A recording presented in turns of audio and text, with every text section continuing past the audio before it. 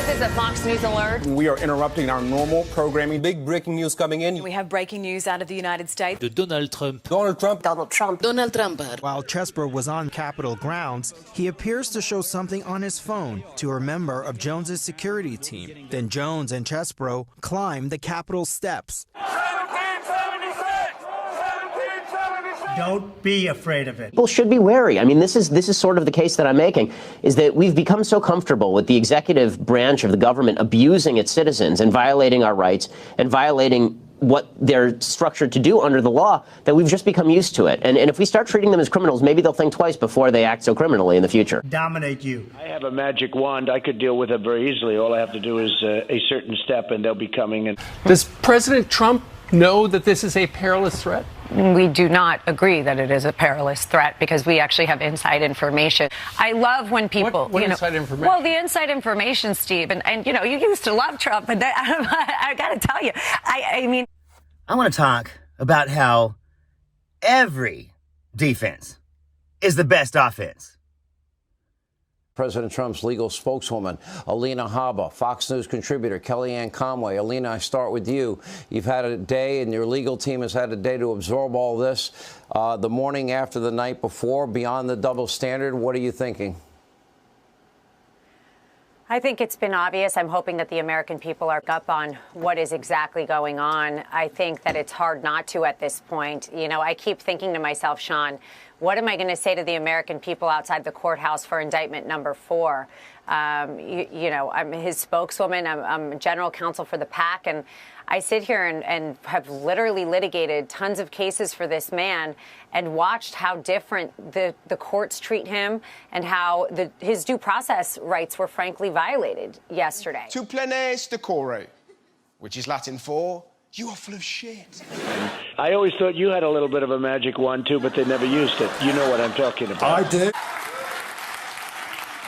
If you're thinking, where have I seen this man before, you have. President Dwayne Elizondo Mountain Dew Camacho from the movie Idiocracy. We have more than enough time to right the wrong of this fraudulent election result and certify Donald Trump as the winner of the election.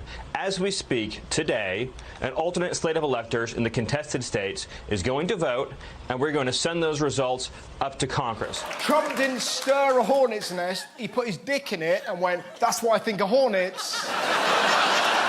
And their nests. Why do Republicans stand by him? Now, the easy answer is they're deplorables, ignorant and bad, and yes, there is some of that. What we seek here is verifiable ballots, certifiable ballots. Until we do that, our assumption is the second Trump term. That's un-American, it's improper, and it's obvious, for lack of better words. So I'm hoping the American people get it at this point, Sean. I think you and I, we fight hard, and Kellyanne and everybody that goes on these programs to try and give a little piece of reality of what is occurring. But it's up to you to open your eyes and really see that we have a dual system of justice. It's not a joke. And if we love this country and we don't want to be Cuba, we better get out and vote in 24 and vote for the right person. Donald Trump's a very famous, powerful, wealthy man. But behind Donald Trump, the DOJ is doing this to hundreds of Americans across this country for all kinds of woke, anti-American reasons. Yeah. You know, the FBI, it's been proven, has an effort to go after traditionalist Catholics. They're going after parents if you want to teach your kids that there are two genders. They're going after anybody in the energy business. They're trying to make everything we do in this country to be productive criminal. That's their view. That's why you can be a really bad dude in Republican politics, and it's not a deal breaker. And so behind Donald Trump, who's this big, strong, amazing guy, he might be the most unique person I've ever had the privilege to deal with because he's strong, he's got broad shoulders, but there's a lot of people behind him who are more brittle. And this is a moment where we have to stand up for the Constitution, and we all have to stand with Donald Trump. And for all these Republicans running against him, and for all this internecine fight we have within our party, we better get together pretty soon, because it's the future of our very country, our very Constitution that's at stake in this outrageous courtroom in Georgia, in New York City, in Washington, D.C., and all these indictments we're seeing. This is just getting ridiculous. These people are shameless. Mayhem will not be tolerated any longer. It's hard to imagine that they look themselves in the mirror every day. Well, I'm sure their mirrors are very nice. What wouldst thou know, my queen? Magic mirror on the wall, who is the fairest one of all? Or any number of egregious assholes Republicans have backed. But hold, a lovely maid I see. I was the first person to put up a flag at the finish line, the good old US of A. Why? Because I was so proud of my country. And I have to say today, and watching all this come down, this is the first time I've ever been ashamed of my country and what is going on. I mean, we look at elections in Venezuela and other places in the world, these third world countries, and we are turning into that person. We are turning into that country. Rags cannot hide her gentle grace. Alas, she is more fair than thee. Alas for her. Although state officials in all 50 states must ultimately certify the results of the voting in their state, the final decision as to who the state legislatures authorize be sent to the Electoral College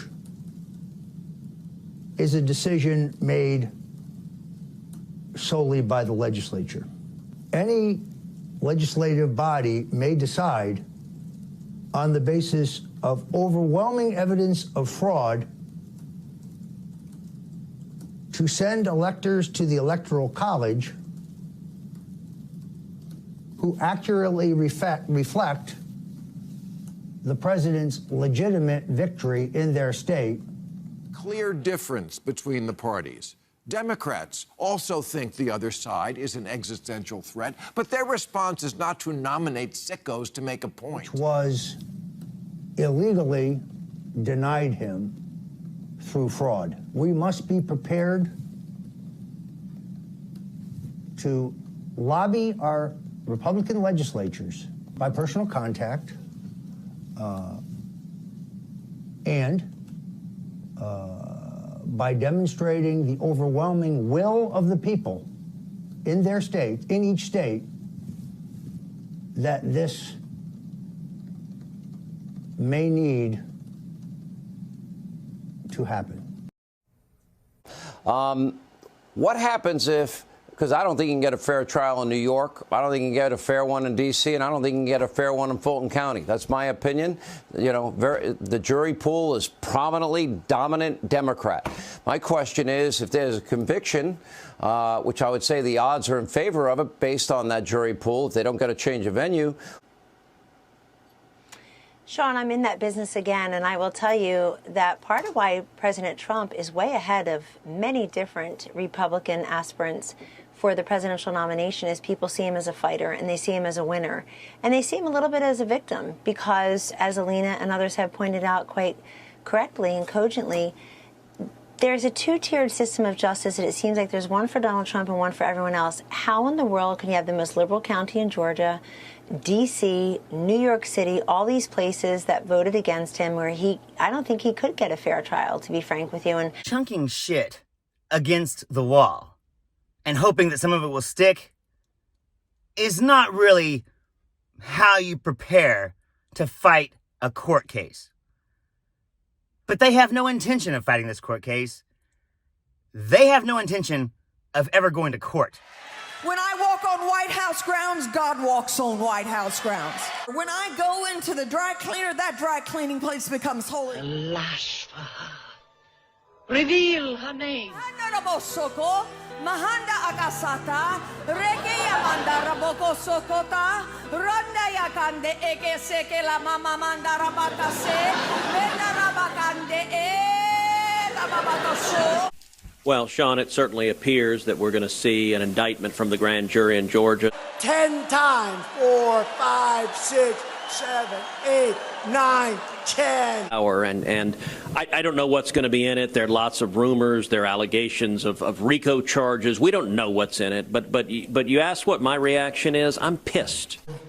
Bullshit. I'm pissed at these over and over and over again. If there are indictments tonight, it'll be the fourth indictment of Donald Trump. This is disgraceful. Our country is over 200 years old. We have never once indicted a former president or a candidate and a leading candidate for president. And this is Joe Biden and this is the Democrats weaponizing the justice system because wants revolution, then that's what they'll get. Nobody here really wants war. Nobody here, wants to be out fighting. Then why are you dressed like Rambo? You can't say you don't want to fight if you're dressed like this. You can shoot me, but you'll have to kill us all. Something. The plan is never to actually have to face these charges. They're going to fight it every step of the way. They say they want their day in court, but they've actually tried to petition to put it off indefinitely. Play this forward. How do you run for president in 2024, moving between courthouses in New York City and Washington, D.C. and Florida and Atlanta? He's spending more money on lawyer fees than he is running for office. January the 6th, I was there. I saw it. He was impeached over it. The American people can decide whether they want him to be president or not. This should be decided at the ballot box, not in a bunch of liberal jurisdictions trying to put the man in jail. They're weaponizing the law in this country. They're trying to take Donald Trump down, and this is setting a bad precedent. And what I fear is that you're changing the way the game is played in America, and there's no going back. We're in for a very hard time if this becomes the norm. And that's what they're trying to do here. On one hand, they shouldn't be brought into federal court. My God, this guy Jack Smith's insane. No one's ever brought charges against a president before. This is politically motivated. What we need to do is get a president that obviously can beat Biden, but that could actually end the weaponization of federal power through the DOJ, the FBI. We see the legal system being weaponized against political opponents. That is un-American and unacceptable. These are politicized persecutions through prosecution. On the other hand, they say, well, this Georgia case shouldn't be in Georgia. By God, that should be a federal case. We want that in federal court. Because they know damn well that the videos are not going to make Trump look good. He is one of the alleged co-conspirators in 2 cases against Donald Trump for 2020 election interference. Now, for the first time, CNN has identified Kenneth CHESEBRO outside the Capitol on January 6th, shortly before a mob stormed the east side of the building. He followed right-wing conspiracy theorist Alex Jones for about an hour.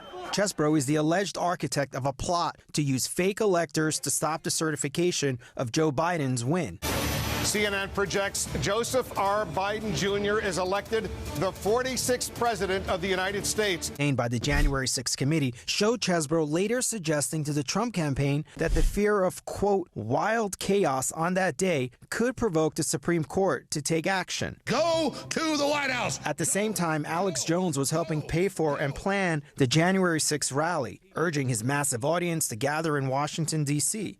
They need videos like this one. Some guy ranting into the camera about how bad it is. This will be their Waterloo. This will be their destruction. Oh my God, they're after him. You know, people like you need to stand up and fight the people that are out there trying to bring down our boy. By the way, don't let them tell you we're in a cult. We're not in a cult. That's ridiculous. It's not a cult. It's a religion because he's our fucking Messiah. But not a cult. This is a man who looks directly at the sun. This is a man who doesn't know how to close an umbrella. This is a man who suggested dropping nuclear bombs to divert hurricanes. We fight like hell, and if you don't fight like hell, you're not going to have a country anymore. When the January 6th committee asked if CHESEBRO was in Washington the first week of January, CHESEBRO pleaded the 5th. Let's go take our country back. Trump's only minutes away. Let's start marching to the Capitol. But there is no question he was there. CNN has analyzed publicly available photos and videos from that day which show his movements. In the hours before the insurrection, he was with Alex Jones and his entourage, a short distance from the Capitol. CHESEBRO is here wearing a red Trump 2020 hat. As lawmakers prepare to certify the results of the election inside the building, CHESEBRO follows Alex Jones and a crowd of protesters as they walk towards the Capitol. CHESEBRO has his phone out, seemingly recording Jones's every move. Jones was leading a crowd to the east side of the Capitol. The west side was breached, and rioters poured in. So you trot out your little skank lawyer. I mean, everybody knows she's only good for one thing.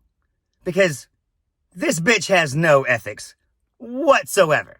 And Fannie, by the way, on Thursday and Friday updated her campaign website. Has anybody spoken about that? It's political lawfare. I am not a sex slave. Lied to, our freedoms are being taken forever, and I will not be muzzled like a mad dog. This is something I'm not going to breach, right? I have confidentiality and I have ethics. And her talking about ethics is just mwah! It's hilarious. I'll bet she's as good at that as she is at faking an orgasm. Shortly after CHESEBRO and Jones left the steps on the east side, the Capitol was breached again as the mob poured into the doors. In all, more than 2,000 rioters would enter the building, vandalizing and looting, attempting to prevent a joint session of Congress from counting the Electoral College votes. The House committee investigating January 6 would eventually call it the final step in Donald Trump's plan to try and overturn the election, a plan that started in earnest with Kenneth CHESEBRO. Tracing everyone Trump had close contact with, which is terrible news for this guy's arsehole. And I think that the legislature in Georgia needs to amend that statute and give Governor Kemp the ability to pardon in this situation, because this is clear election interference. It's clear Democrat lawfare, and Democrat hellholes decide the next presidential election instead of the American people. Because you bet your ass she had to do that with Trump. He's never made a woman come in his life. That's going to sort of just disappear. It will disappear. It's going to go. There were issues in Fulton County, We know it's not a question. There was election issues, and the integrity of our election is in question at this very moment. And when he says, I want to look into it, I don't trust it, we need to look into it, that's his obligation as a president, okay? You know, this bitch actually got fined once, in the Trump case, $1 million. For not having any fucking ethics. If you get fined $1 million, there's a reason why you're just the chick they put on TV now. I'm surprised she kept that job. She must have faked that orgasm pretty good. I'm Zachariah, Lone Star Liberal. Y'all take it easy. Absolutely. A lot of renovation. Thailand. Statistics, logic, and cephahide. Absolutely. A lot of renovation. Thailand. Statistics, logic, and cephahide.